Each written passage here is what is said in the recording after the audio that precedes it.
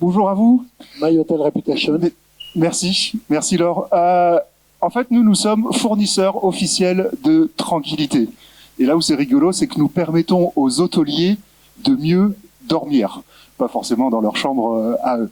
En fait, aujourd'hui, l'hôtellerie, la restauration et la plupart des acteurs touristiques ils ont une véritable charge mentale, une charge morale, une épée de Damoclès, qui sont les avis clients. Parce que aujourd'hui, les voyageurs prennent le pouvoir dans les établissements parce qu'ils ont un pouvoir de nuisance ou au contraire un pouvoir de mise en avant dans leurs avis clients. En fait, quand un voyageur va écrire un avis de 300 mots sur TripAdvisor, il va influencer le comportement d'achat des prochains voyageurs. Comment est-ce qu'on appelle un élément qui influence le comportement d'achat?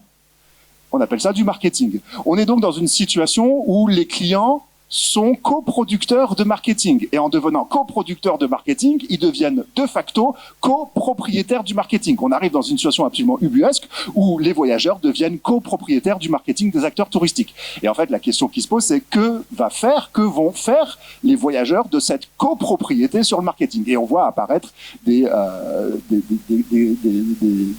comportements déviants, notamment le chantage à la e-réputation. J'ai très bien dormi, votre hôtel est très confortable, c'est très chouette, il me serait agréable que vous m'offriez les petits déjeuners, ça vous éviterait d'avoir un avis négatif sur TripAdvisor. Quand vous prenez ça dans la gueule le matin à la réception, c'est rude. Les restaurateurs à Paris La Défense, ils offrent systématiquement le café parce qu'il y a systématiquement des références à TripAdvisor. Donc il y a ça qui pèse énormément sur les hôteliers. Donc nous, on va les libérer de cette charge mentale parce que nous allons gérer leurs avis clients en ligne, une sorte de délégation. C'est-à-dire que nous avons surveillé automatiquement les principales plateformes de e-réputation, TripAdvisor, Google, Facebook, Booking, Zoover, HolidayCheck, Dis-moi où, Mon Nuage, Foursquare, Yelp, Les Pages Jaunes, j'arrête ici.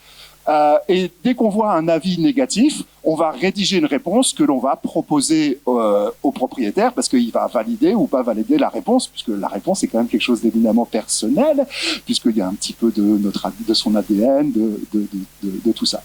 Et nous, ce que l'on apporte en plus, parce qu'a priori, la meilleure réponse vient de l'établissement. C'est lui qui est dans la place et qui sait ce qui s'est passé, ce qui s'est pas passé, etc. Simplement, les hôteliers, tous ceux qui sont dans la place, quand ils vont répondre, ils vont réagir aussi avec leurs tripes, avec leurs émotions, parce que quand vous faites votre travail, et c'est des travails qui sont très durs, très prenants, et que vous vous en prenez dans la gueule comme ça, des fois c'est un peu dur, et donc vous surréagissez, vous réagissez avec l'émotion.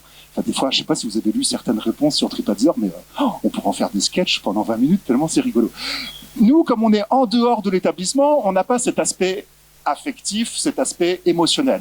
Nous, on est des professionnels de l'hôtellerie, du tourisme, on est des professionnels du marketing, on est des professionnels de la relation client et on est des professionnels du web. Donc, dans la réponse, on va injecter du marketing, on va injecter de la relation client et on va aller commencer à jouer avec les émotions.